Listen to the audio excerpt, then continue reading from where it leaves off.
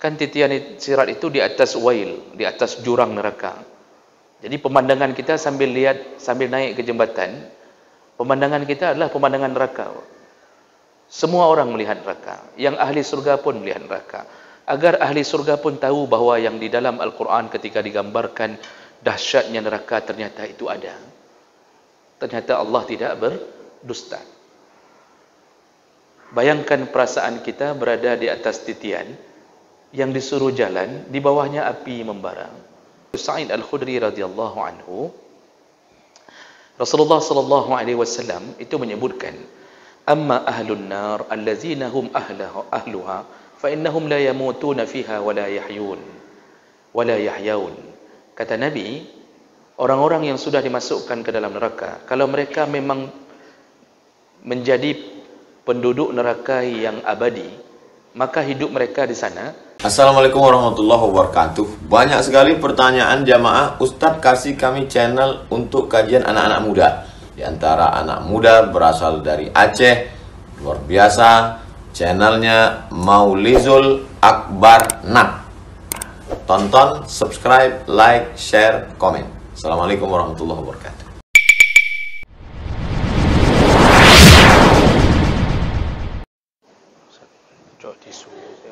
Lekit han.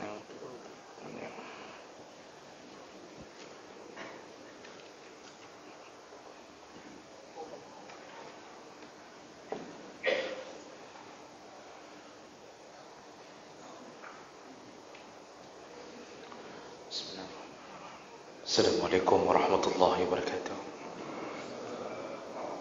Alhamdulillahirabbil alamin. حمدا كثيرا طيبا مباركا فيه. أشهد أن لا إله إلا الله وحده لا شريك له وأشهد أن محمدا عبده ورسوله الكريم. اللهم صل وسلم على نبينا المصطفى محمد وعلى آله وصحبه أجمعين.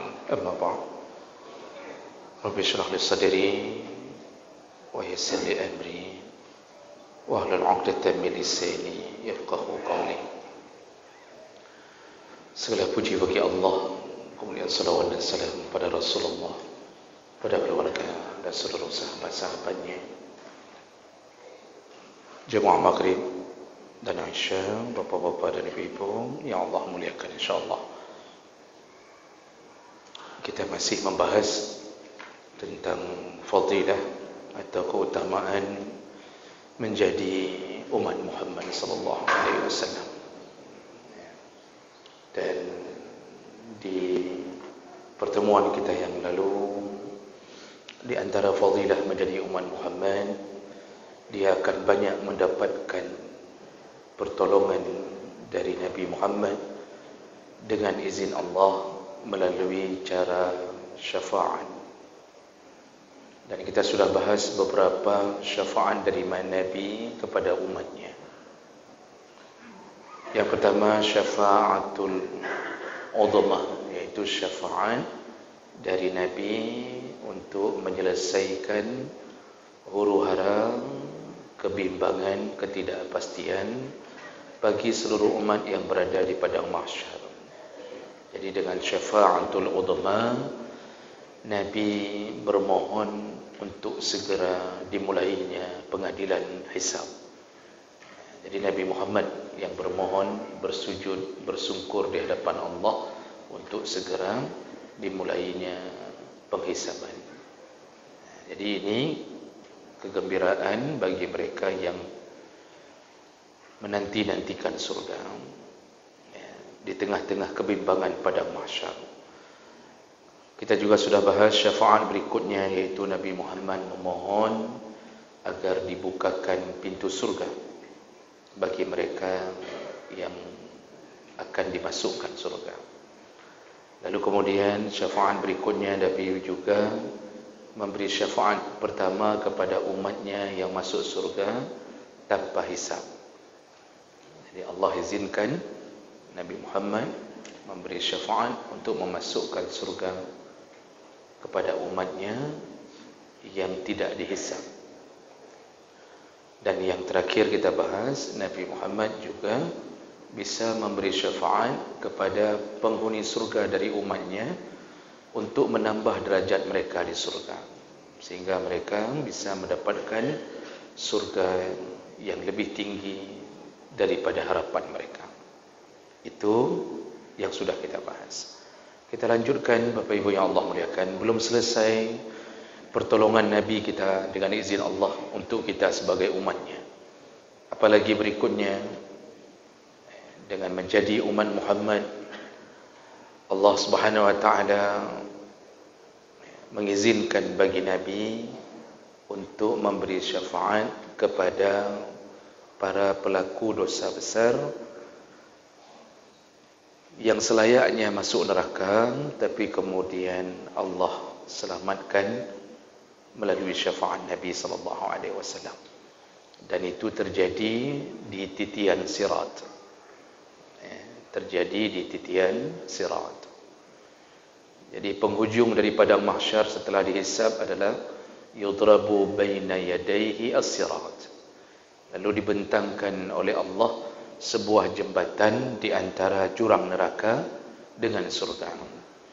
Dan sirat itu dalam satu riwayat itu lebih tipis daripada rambut, wa adaqqu minas saif, dan lebih tajam daripada pedang. Orang kita Melayu sering membuat istilah titian rambut dibelah 7. Namun sebenarnya tidak ada dalil yang menyatakan titian rambut dibelah 7. Yang ada lebih tipis daripada rambut, lebih tajam daripada pedang. Wallahu a'lam. Hanya Allah yang tahu. Dan bisa jadi itu di sisi Allah Subhanahu wa taala. Dan Nabi Muhammad di saat itu memberi syafaatnya kepada umatnya, bermohon-mohon kepada Allah untuk menyelamatkan umatnya, walaupun dia menjadi pelaku dosa selama di dunia. Dengan izin Allah ada yang diselamatkan setelah ditebas, setelah ditebas, dicabik-cabik di sepanjang titian sirat. Jadi dalam hadis disebutkan, kita bacakan hadisnya nanti, disebutkan bahawa titian sirat itu kiri dan kanan itu Allah sediakan pedang-pedang atau besi-besi yang tajam untuk mencabik-cabik orang-orang yang pernah melakukan dosa besar. Mereka yang ditebas oleh pedang-pedang itu hanya tertebas, tapi bisa selamat menuju ke surga. Tapi yang ditarik, maka dia masuk ke dalam neraka. Dan ini semua Nabi yang menceritakannya, yaitu dalam hadis dari Abu Hurairah riwayat Muslim dengan derajat yang sahih. Rasulullah sallallahu alaihi wasallam menyebutkan, "Fayatuna Muhammad, fayaqumu fayu'zan lahu wa tursalul amanah war rahim. Fataqumani jambatay sirat yaminan wa shimalan."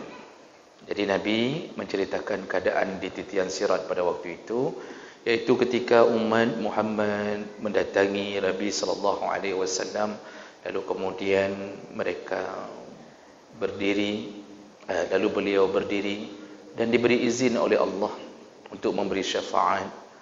Lalu kemudian Allah Subhanahu wa taala melepaskan amanah dan rahim. Lalu amanah dan rahim pun ikut berdiri di antara dua sisi jembatan sirat itu. Para ulama mensyarah maksudnya, mereka yang dulu hidup di dunia menjalankan amanah dari Allah, lalu kemudian mereka berusaha untuk menjaga rahim mereka, menyambung rahim mereka, maka dua perkara ini termasuk yang akan memberikan pertolongan di titian sirat. Kita semua akan hidup dalam amanah Allah. Semua kita pernah menerima amanah. Dan Allah sudah sebutkan bahawa amanah itu pernah ditawarkan ke gunung, kepada langit, pada bumi, gunung-gunung. Fa'abaina ayyahmilnaha. Semuanya menolak amanah. Menolak amanah bukan melawan Allah. Mereka khawatir tidak mampu menanggung amanah. Lalu fahamalahal insan. Ternyata amanah itu diterima oleh manusia. Dan anehnya Allah mengatakan setelah manusia menerima amanah, manusia itu kana zaluman jahula. Sungguh zalim, sungguh bodoh. Nah, ini kan seakan-akan kontradiksi. Disuruh terima amanah, lalu Allah mengatakan sungguh zalim, sungguh bodoh. Tentu kita harus baca lebih detail apa maksud Allah mengatakan manusia zalim dan bodoh ketika menerima amanah. Yang dimaksud di situ adalah manusia yang kemudian menyia-nyiakan amanahnya. Nah, itu yang dimaksud dengan yang zalim dan bodoh. Kenapa zalim dan bodoh? Allah beri amanah, kalau disia-siakan maka dia telah menzalimi dirinya sendiri, iaitu memasukkan dirinya sendiri ke dalam neraka. Dan sungguh bodoh mereka yang sudah terima amanah, kalau dia jalankan maka dia masuk surga, tapi dia tidak jalankan sehingga dia masuk ke neraka, maka manusia itu menzalimi dirinya sendiri dan bodoh sekali. Apa amanah Allah? Menuhankan Allah, lalu taat pada perintah dan tinggalkan larangan. Nah, amanah ini makhluk Allah. Rahim pun makhluk Allah. Amanah dan rahim nanti ikut memberi syafaat dengan berdiri di antara titian sirat. Orang-orang yang menjalankan keduanya di dunia, maka insya Allah selamat di titian sirat, dibantu dengan syafaat Nabi SAW. Nabi lanjutkan, jadi setelah berdirinya amanah dan rahim di antara dua sisi, Nabi berdiri di pintu pertama masuk titian sirat. Lalu kemudian fayamurru awwalakum kalbarqi. Lalu Allah menyuruh orang yang pertama di antara kalian untuk naik ke atas titian sirat, dan dia melewati sirat itu kalbarqi, seperti kilat. Seperti kilat.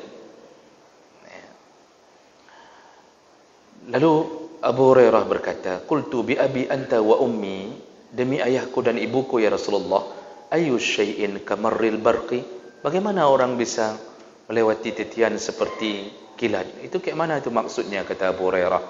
Qala alam tarau ila al-barqi, tidakkah pernah kalian memperhatikan kilat, kata Nabi, kaifa yamurru wa yarji' fi turfati 'ainin, bukankah kilat itu ketika datang dan balik, dia datang dan kembali seperti kilatan mata, seperti hanya orang mengedipkan mata.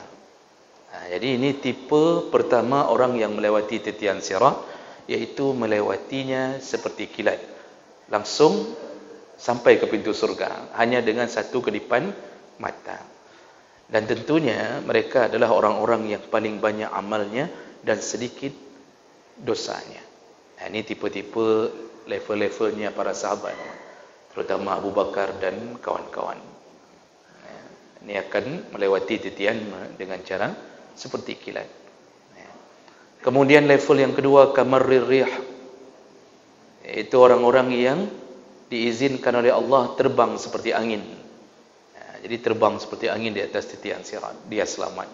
Kemudian summa kamarrit tayr, level berikutnya orang-orang yang diizinkan terbang seperti burung.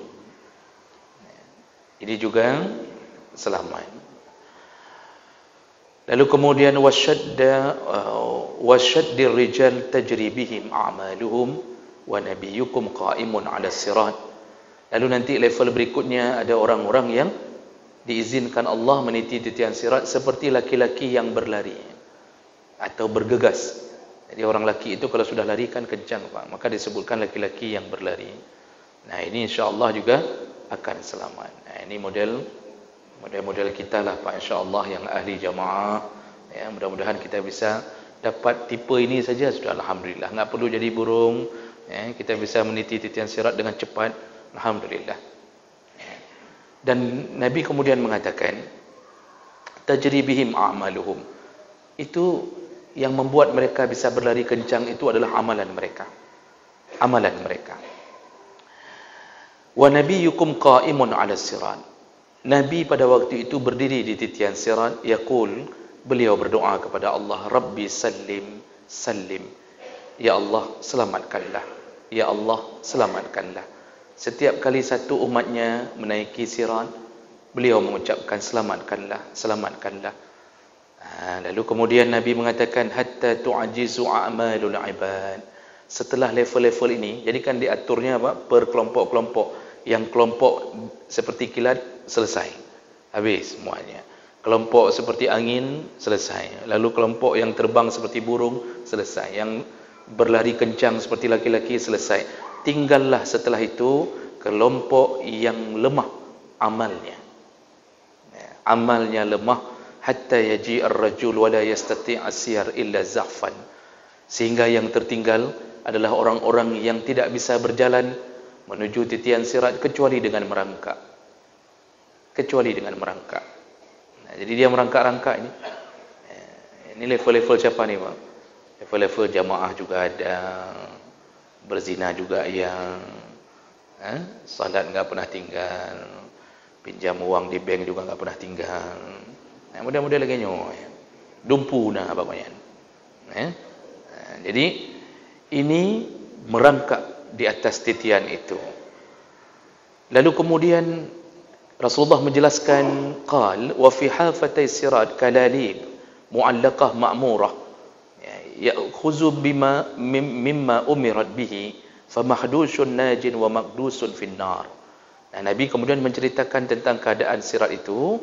Dia mengatakan bahawa di sisi-sisi sirat itu ada pedang-pedang atau pisau-pisau besi yang besar yang digantungkan di kiri dan kanan, lalu dia menebas siapa yang diperintahkan Allah Subhanahu wa taala. Yang kena tebas selamat. Nah, ini kena tebas ni maksudnya ada dosa, namun dosanya masih dimaafkan Allah. Yang kena tebas walaupun dia merangkak penuh dengan luka dan itulah siksaannya di atas titian sirat, maka dia akan selamat. Namun yang ditarik dari belakang, maka dia akan masuk ke dalam neraka. Maka kelompok terakhir ini itu kelompok-kelompok yang hatinya dalam keadaan bimbang, selamat atau tidak, selamat atau tidak. Allah menyiksanya di atas titian sirat. Jadi ditebas sana, ditebas sini, tapi dia tetap selamat. Inilah syafaat Nabi kepada orang yang melakukan dosa tapi masih bisa diselamatkan. Tentu dengan izin Allah. Namun orang-orang yang ditarik dari belakang, karena dari neraka itu ujung apinya menarik-narik. Dalam hadis yang lain, kan titian sirat itu di atas wail, di atas jurang neraka. Jadi pemandangan kita sambil naik ke jembatan, pemandangan kita adalah pemandangan neraka. Semua orang melihat neraka. Yang ahli surga pun melihat neraka. Agar ahli surga pun tahu bahawa yang di dalam Al-Quran ketika digambarkan dahsyatnya neraka, ternyata itu ada. Ternyata Allah tidak berdusta. Bayangkan perasaan kita berada di atas titian yang disuruh jalan, di bawahnya api membara. Kita sekarang naik di atas jembatan yang di bawahnya sungai saja, bukan api di bawahnya, sungai. Yang kira-kira kalau jatuh pun kita masih bisa berenang, itu saja kita kaki sudah goyang-goyang, apalagi di atas neraka. Begitulah keadaan nanti Nabi berjuang untuk umatnya. Tidak bosan-bosannya Nabi mengucapkan Allahumma sallim, ya Allah selamatkanlah, ya Allah selamatkanlah. Begitu sayangnya Nabi kepada umat. Maka sungguh durhaka orang-orang yang hari ini mendurhakai Nabi sallallahu alaihi wasallam. Dan ini di antara izin Allah pada Nabi, yang izin itu bisa menyelamatkan hamba menuju ke surga Allah Subhanahu wa taala walaupun penuh dengan luka-luka. Ini mereka yang enggak cukup amal. Tidak cukup amalnya. Jadi makanya Allah mengatakan penghuni surga itu amanu wa amilus salihat. Banyak ayat menyuruh untuk berlomba-lombalah berbuat amal. Amal ini yang menolong kita. Mulai dari alam kubur, yang menemani adalah amal saleh. Sekecil apapun amal bisa membuat kita tertolong kalau itu ikhlas karena Allah. Makanya Nabi mengatakan, jangan engkau remehkan amal yang kecil. Jangan remehkan amal yang kecil. Walau laqaita bi akhika biwajhin taliq. Kata Nabi, jangan engkau remehkan amalan yang kecil, walaupun engkau cuma memasang wajah ceria ketika bertemu dengan saudaramu yang muslim. Memasang wajah ceria ketika bertemu dengan sama muslim, itu amal saleh. Makanya kalau ketemu sama kita, senyum. Senyum amal, wajah ceria amal. Ada orang yang hidupnya senyum tidak, muka mekroop tu terusan, cemburu tu terusan. Kita ajak senyum pun tak bisa senyum dia. Akhirnya kita sendiri menyesal kenapa kita tersenyum sama dia. Ini contoh-contoh orang yang tidak tahu bahawa wajah ceria bertemu sama mukmin itu amal saleh. Itu amal saleh. Walaupun kita baru keluar dari rumah dan baru kena lemparan piring dari isteri, tetap ketemu sama muslim disuruh pasang wajah ceria. Berpura-pura ceria pun tak mengapa. Jadi asal ketemu senyum, pasang wajah ceria, itu amal saleh. Bisa jadi amal itulah yang menyebabkan kita masuk surga. Makanya Nabi mengatakan, la tahqiranna, jangan engkau remehkan amal salehmu walaupun kecil. Bapak Ibu yang Allah muliakan, itu syafaat Nabi ketika berada di titian sirat kepada umatnya. Kemudian yang lebih dahsyat lagi, syafaat berikutnya dari Nabi Muhammad kepada umatnya yang sudah masuk ke neraka. Tadi belum masuk, tapi diselamatkan dengan syafaat Nabi, dengan kalimat Allahumma sallim, Allahumma sallim. Sekarang Nabi diizinkan untuk menolong umatnya yang sudah divonis masuk ke neraka. Jadi dia masuk neraka dan sudah menerima siksa. Itu memang para orang-orang fasiqin, ya, orang-orang yang telah melakukan dosa dan mati dalam keadaan tidak bertaubat atau tidak sempat bertaubat, tidak ada keinginan untuk bertaubat. Nah, mereka masuk dalam neraka dan mereka menghadapi siksaan sesuai dengan dosa mereka. Dalam hadis riwayat Bukhari Muslim dari Hammad bin Zaid, beliau berkata, aku bertanya kepada Amir bin Dinar, asami'ta Jabir bin Abdullah yuhaddis an Rasulullah sallallahu alaihi wasallam, inna Allah yukhriju qauman minan nar bisyafa'ah? Qala na'am. Jadi Hammad bin Ziyad itu bertanya kepada salah satu sahabat yang lain, yaitu Amir bin Dinar, apakah engkau pernah mendengar dari Jabir? Maksudnya, pernahkah engkau dengar Jabir mengatakan bahawa Rasulullah pernah mengatakan bahawa Allah bisa keluarkan orang-orang dari neraka dengan syafaatnya? Maka Jabir menjawab, na'am, aku pernah dengar Nabi mengatakan bahawa dia akan mengeluarkan umatnya dari neraka dengan syafaat yang diizinkan Allah. Hadis riwayat Bukhari Muslim. Kemudian dalam hadis dari Abu Sa'id Al-Khudri radhiyallahu anhu, Rasulullah sallallahu alaihi wasallam itu menyebutkan, amma ahlun nar allazina hum ahluha fa innahum la yamutuna fiha wa la yahyaun. Kata Nabi, orang-orang yang sudah dimasukkan ke dalam neraka, kalau mereka memang menjadi penduduk neraka yang abadi, maka hidup mereka di sana la yamut wa la yahya. Mereka tidak mati, tidak hidup. Nah, ini yang dimaksud adalah orang-orang kafir. Orang kafir itu abadi dalam neraka, kehidupannya tidak mati, tidak hidup. Maka dalam Al-Quran disebutkan la yamutu fiha wa la yahya. Tidak mati, tidak hidup. Bagaimana tidak mati, tidak hidup? Ketika disiksa, rasanya seperti mau mati. Begitu merasakan seakan-akan mau mati, dihidupkan kembali oleh Allah. Baru terasa kehidupan yang baru, disiksa lagi sampai seperti mau mati. Begitu mau mati, dihidupkan lagi, baru terasa hidup, disiksa lagi, terus begitu. Khalidina fiha abada, selama-lama. Begitu azab yang mereka terima. Siapa mereka? Kafir. Orang kafir. Orang kafir itu walaupun baik, Pak, tidak ada jalan menuju ke surga. Tidak ada jalan. Jadi jangan coba-coba untuk menyesatkan pikiran umat Islam dengan mengatakan semua orang itu baik, semua agama itu baik, cuma beda-beda jalan saja, nanti muaranya juga sama-sama ke surga. Cuma naik bus saja yang beda, sama-sama turun di Medan, nyan bus. Kalau masalah agama, Allah yang sudah vonis, inna dina indallahil Islam. Agama yang diterima Allah cuma Islam. Wa may yabtaghi ghairal islami dina fala yuqbala minhu. Yang mencari agama di luar Islam tidak akan diterima sama sekali. Tidak akan diterima. Siapapun dia. Penuh dengan kebaikan, tidak akan. Ya. Ini yang perlu kita tancapkan dalam hati, jangan sampai digoyang oleh orang-orang yang punya pemahaman pluralisme, seakan-akan semua agama itu benar. Gara-gara akibat pernyataan itu, banyak orang-orang yang tipis imannya pindah agama karena menganggap sama saja. Sama saja, kan kita nanti sama-sama di surga. Nantilah kita lihat. Nanti kita lihat apakah kita sama-sama di surga atau Anda yang berada di dalam neraka. Makanya hati-hati dengan kemurtadan. Lalu Nabi sambung, walakinnan nas asabathumun nar bizunubihim. Ada model orang dimasukkan neraka bukan karena kafir, tapi dengan zunub, dengan dosa mereka. Fa amatahum imatah hatta iza kanu fahman. Nasib mereka itu tidak sama dengan orang kafir.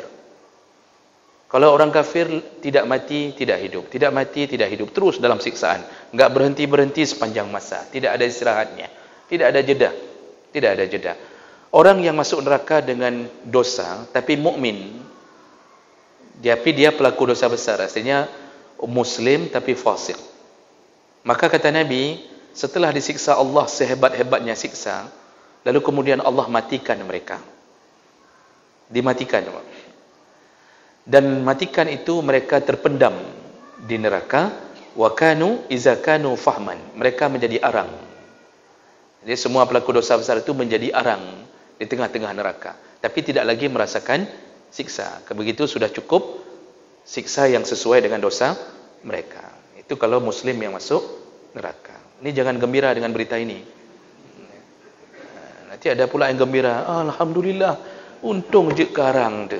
Ya Allah, untung bersyukur kali ya Allah. Itu berarti sudah siap untuk masuk neraka itu. Ini bukan berita gembira. Ini bukan berita gembira ini. Cuma Allah memuliakannya karena dia masih menuhankan Allah Subhanahu wa taala. Dia diarang, dibenamkan Allah, dipendam dalam neraka. Lalu Nabi sambung, uzina bisyafa'ah. Mereka lah yang diberi izin oleh Allah kepada Nabi untuk diambil dengan syafaatnya. Faji'a bihim dhabair fabassu ala anharil jannah.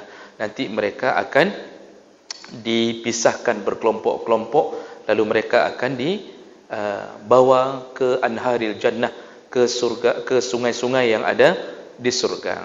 Lalu kemudian Allah Subhanahu wa taala mengatakan, summa qila ya ahlal jannah afidhu alaihim. Wahai penduduk surga, mandikanlah mereka. Jadi penduduk surga memandikan mereka dengan air surga. Fayambutuna nabatal habbah takunu fi hamilis sail.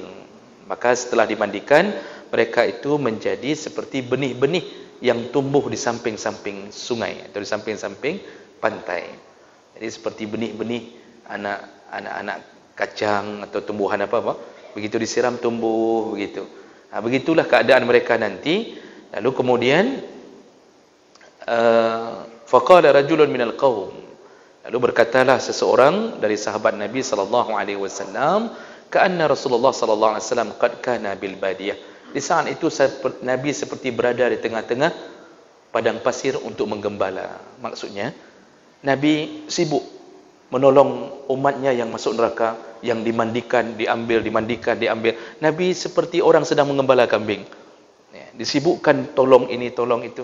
Begitulah perjuangan Nabi mengeluarkan orang yang sudah disiksa dalam neraka.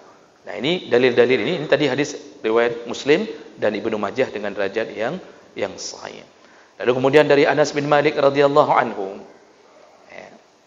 Anas bin Malik menceritakan perkataan Nabi yang lebih detail lagi. Allah Subhanahu wa taala, Nabi sallallahu alaihi wasallam mengatakan, fayatuna Isa fayaqul lastu laha. Terakhir ketika mereka meminta bantuan daripada Nabi Isa, Nabi Isa mengatakan, aku tidak bisa memberi syafaat. Walakin alaikum bi Muhammad. Datangilah Muhammad sallallahu alaihi wasallam. Fayatuni Lalu mereka mendatangiku, fa aqulu ana laha fasta'zini ala rabbi. Lalu Nabi mengatakan, baik, aku akan memohon izin kepada Allah. Fayu'zanu li wa yuhimuni mahamida ahmaduhu biha la tahdurunil an. Lalu aku diizinkan Allah setelah aku memuji-muji Allah dengan pujian yang tidak pernah ada manusia yang mendengar sebelumnya. Nah, ini sudah kita sebutkan hadisnya apa? Bahawa Nabi itu ketika memohon syafaat, beliau bersujud di bawah arasy, lalu diajarkan Allah puji-pujian yang selama ini tidak pernah diajarkan kepada siapapun. Setelah itu Allah mengatakan, ya Muhammad, irfa' ra'sak, angkatlah kepalamu wahai Muhammad. Lalu waqul yusma' laka, kalau engkau meminta, wasal tu'ta, kata Allah, dengarkanlah, kalau engkau meminta, tu'ta, engkau pasti kuberikan. Washfa' tushfa', kalau engkau memberi syafaat, ku izinkan memberi syafaat. Fa'akul, lalu aku mengatakan, ya Rabbi ummati, ummati, ya Allah, tolonglah umatku, tolonglah umatku. Ini permintaan Nabi kepada Allah. Fayaqul, lalu Allah menjawab, intalik, fa'akhrij minha man kana fi qalbihi misqalu sya'iratin min iman, fantalaqa faf'al. Lalu Allah mengatakan, Muhammad, ku izinkan, pergilah ke neraka, lalu ambillah, angkatlah umatmu yang pernah berbuat amal sebesar sya'irah, sebesar gandum. Bulir gandum tu kan Pak, sebesar padi kan? Bulir gandum tu kan hampir sama dengan padi dia kan? Kata Allah, Muhammad, sekarang pergilah ke neraka, angkatlah dari neraka umatmu yang pernah beramal dan punya iman sebesar biji gandum, sebesar sya'irah, kata Allah. Lalu Rasulullah pergi dan melakukannya. Fantalaqa faf'al. Rasulullah dengan izin Allah masuk ke neraka, lalu mengambil semua umatnya yang pernah beramal dan beriman sebesar satu biji gandum. Jadi mungkin kalau sebesar biji gandum ni, yang pernah memasukkan ke celeng masjid sekitar 1000 lah Pak. Pernah masukkan ke celeng masjid sekitar 1000, insya-Allah. Tapi pikirkan nerakanya dulu, jangan pikirkan yang 1000 ini dulu. Nah, kemudian disambung lagi oleh Nabi, summa a'ud, lalu aku kembali kepada Allah, fa ahmaduhu bitilkal mahamid, ku puji-puji lagi Allah dengan pujian yang diajarkan tadi. Summa akhir lahu sajidan, lalu aku sujud lagi kepada Allah, fayuqal, Allah kembali mengatakan, ya Muhammad, irfa' ra'sak, Muhammad, angkat kepalamu. Lalu disebutkan lagi, dengarkanlah, kalau engkau minta aku beri, kalau engkau ingin memberi syafaat, ku berikan izin memberi syafaat. Lalu Nabi kembali mengatakan, fayaqulu ya Rabbi ummati, ummati. Nabi minta kembali, ya Allah, tolonglah lagi umatku, tolonglah lagi umatku, kata Rasulullah. Fayaqul intaliq, Muhammad, okey, pergilah ke neraka, fa akhrij minha man kana fi qalbihi misqala zarratin aw khardalatin min iman. Fa akhrajahu fantalaqa faf'ala. Lalu Allah mengatakan, keluarkan yang pernah beramal dari umatmu sebesar biji sawi. Yang pernah beramal sebesar biji sawi. Jadi dikeluarkan oleh Nabi. Jadi Nabi pergi lagi ke neraka, dikeluarkan lagi oleh Nabi. Nanti dimandikan lagi, tumbuh lagi seperti anak kacang yang baru tumbuh. Ini maksudnya warna mereka dari arang memutih sedikit. Anak kacang baru tumbuh kan hijau-hijau sedikit Pak. Nanti begitu-begitulah. Yang putih tak hitam leh. Yang putih sekali tidak mau lagi seperti penduduk neraka asli. Namun ada yang mengatakan, para ulama, nanti mereka sudah lama di surga, baru mereka memutih seperti penduduk surga. Jadi kelompok kedua ini yang pernah beramal sebesar biji sawi. Ini kira-kira apa ni amalnya? Kalau tadi masukkan 1000 ke dalam celeng, ini model-model yang dorong celeng ke samping. Masih mau dia dorong celeng. Dia katakan, katulung masjid, katulung masjid. Dia enggak pernah tolong. Dia minta sama orang. Ini mungkin insya-Allah jadi amal. Makanya yang dorong-dorong celeng ke samping, kelompok kedua insya-Allah masuk. Kemudian summa a'un, kata Nabi, lalu aku kembali lagi kepada Allah. Kembali lagi sama kejadiannya. Sama lagi kejadian, Nabi bermohon lagi, sujud lagi, lalu Allah mengatakan, angkat kepalamu, apapun engkau minta aku beri Muhammad, engkau memberi syafaat, kau beri izin memberi syafaat. Lalu Nabi mengatakan, ummati, ummati, ya Allah tolong lagi lah umatku, tolonglah lagi umatku. Bisa bayangkan Bapak kesetiaan Nabi pada umat. Di saat orang tua saja mungkin dah enggak sanggup mikir lagi anaknya. Orang tua kalau anak saja masuk penjara, mungkin dia akan mengatakan 2-3 kali, kapan mati juga dia, aku fikir. Nabi Masya Allah kembali lagi, memohon lagi kepada Allah. Lalu Allah izinkan, kata Allah, sekarang Muhammad keluarkan dari umatmu man kana fi qalbihi adna, kata Allah. Keluarkan yang lebih kecil dari biji sawi. Kalau ada yang lebih kecil lagi beramal, keluarkan lagi. Apa yang lebih kecil dari biji sawi, Pak? Biji bayam lebih besar mana dengan biji sawi? Lebih kecil biji bayam, Pak? Yang pernah beramal dengan biji bayam, yang pernah beramal sekecil apapun, ya, keluarkan Muhammad, keluarkan. Lalu Nabi menuju ke neraka. Dengan izin Allah, dikeluarkan lagi umatnya dari neraka. Lalu Rasulullah apakah berhenti di situ? Belum, masih bersambung hadisnya, summa a'udu fir rabi'ah. Lalu aku kembali kali keempat, kata Nabi. Nabi lalu bersujud lagi, memuji-muji Allah lagi. Lalu Allah mengatakan hal yang sama. Lalu Nabi mengatakan, ummati, ummati, ya Allah tolong lagi lah umatku, masih ada dalam neraka, tolonglah lagi. Lalu disitulah Allah mengatakan, Muhammad, keluarkan sekarang, ya, di antara umatmu yang fi man qala la ilaha illallah, ya. Fayaqulu wa izzati wa jalali, demi keagunganku, demi kemuliaanku, wa kibriyai, dan demi kebesaranku, wa udmati, keagunganku, la akhrijanna minha man qala la ilaha illallah.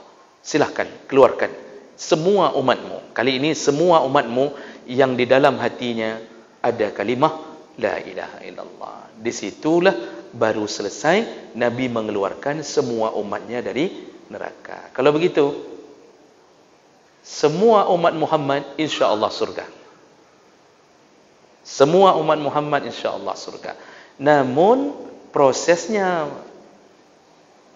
jadi dalam neraka dulu, nikmati dulu siksa akibat dosa yang kita remehkan di atas dunia. Ujungnya tidak ada umat Muhammad yang dalam neraka. Semua yang tertinggal hanya para kafir, orang-orang kafir. Begitulah Nabi SAW berjuang untuk kita supaya tidak sampai berada di dalam neraka dalam keadaan yang menyakitkan selama-lama. Ini hadis riwayat Bukhari dan Muslim dengan derajat yang sahih. Nah, ada sedikit tambahan dalam riwayat Bukhari dan Muslim yang lain. Beliau mengatakan begini. Jadi ada kalimah lafaz yang berbeda.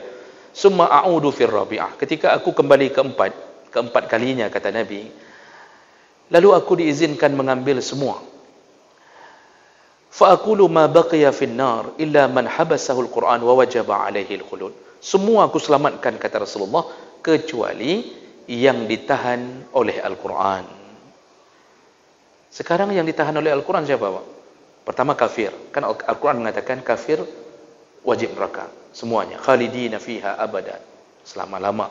Tapi hati-hati, sebab Al-Quran pun pernah membicarakan tentang orang yang kekal walaupun dia mukmin, yaitu yang tidak membagi warisan, yang pernah membunuh sesama mukmin, kemudian berbagai macam dosa menentang Allah dan Rasul. Namun para ulama mengatakan dengan hadis yang pertama tadi, kalimah la ilaha illallah bisa menyelamatkannya. Baik, inilah yang Nabi lakukan untuk kita sebagai umatnya. Bersyukurlah kita telah berada di bawah pimpinan Rasulullah sallallahu alaihi wasallam. Insyaallah kita sambung di pertemuan yang akan datang, masih tersisa sedikit. Demikian, subhanakallahumma bihamdik, asyhadu an la ilaha illa anta, astaghfiruka wa atubu ilaik. Wassalamualaikum warahmatullahi wabarakatuh.